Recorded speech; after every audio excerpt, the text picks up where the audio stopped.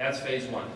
And within the guidelines of our state bond, we cannot put stations everywhere. We're limited by the number of stations we can put.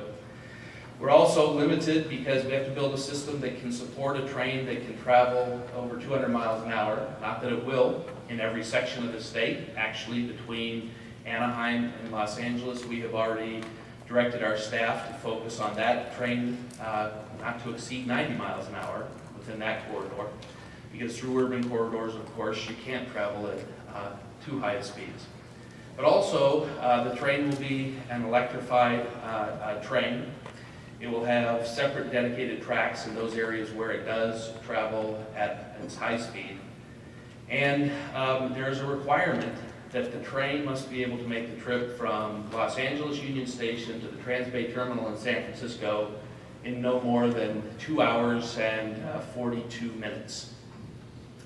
So as we are addressing all these environmental hurdles to build that section and to be able to move forward at a very rapid pace, our job is the equivalent of building, if you think about the train itself and the capacity of service, over 40 million people a year riding on it, we have to build a system equivalent to building 3,000 highway miles in this state, or 9 additional airline runways. That's the capacity of the system we're talking about.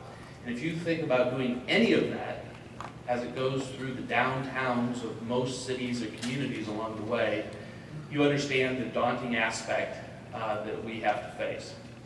So the environmental process is often one of those that people have an opportunity to complain about.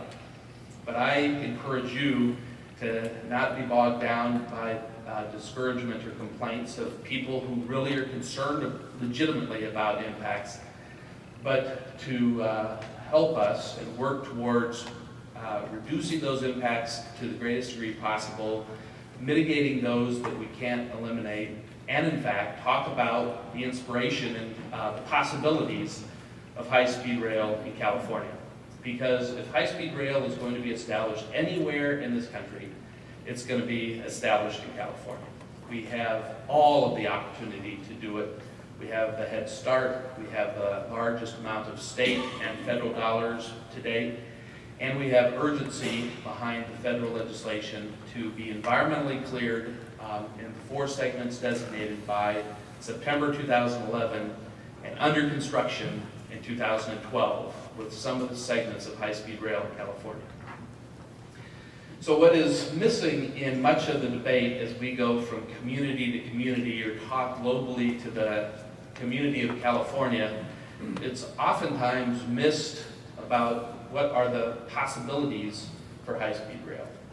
People look at the immediate and most times localized impacts, but they don't look at the possibilities that a new transportation system like this has on their community or in their region, or for that matter, across the state.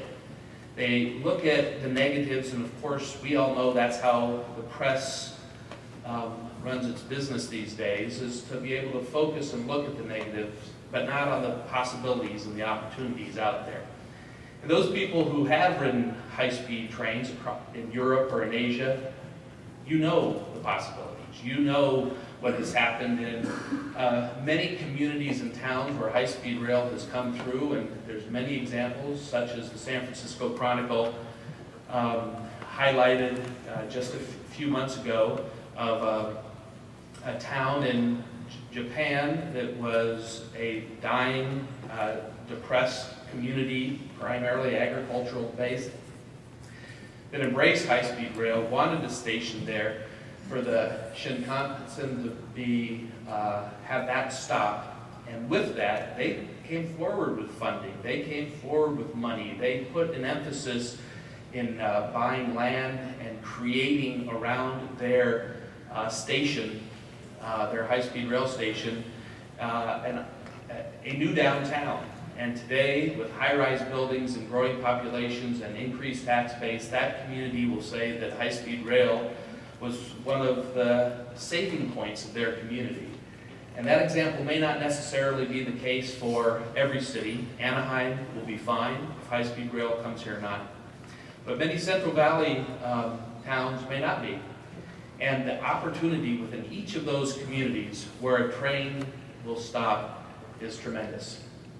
But I also see the opportunity for high-speed rail, TOD development, excitement around those population centers, such as ours, or downtown LA, or what is being envisioned in Palmdale, or certainly what's happening in San Jose, but in Fresno as well, and at the Transbay Terminal.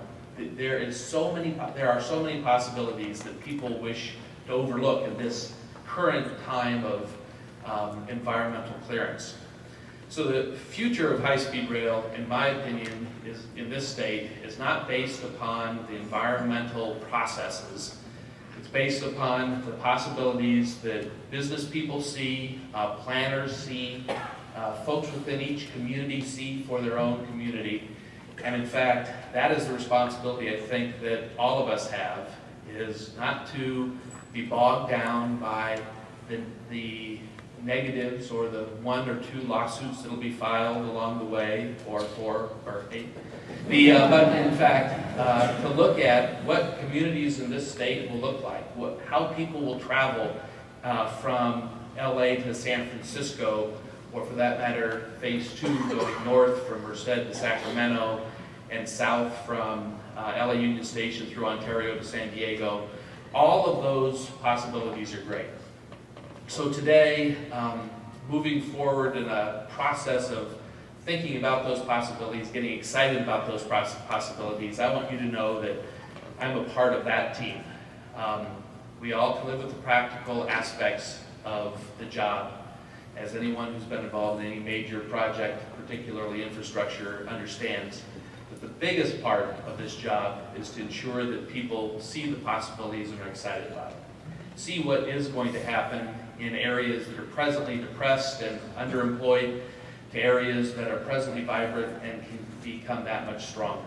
So ULI, I don't know of any organization that is better poised to understand those possibilities, to grasp them, to engage people from across the state and around the country to bring here and put a proper magnifying glass on the benefits into every local community. This conference certainly does that, and I personally appreciate all of you investing your time and energy, but for today, but more importantly, I ask you and implore you to speak up, to be involved in your community, to be involved in the greater community of California, and really be excited about the possibilities of high-speed rail in California in the near future. Thank you very much for coming down.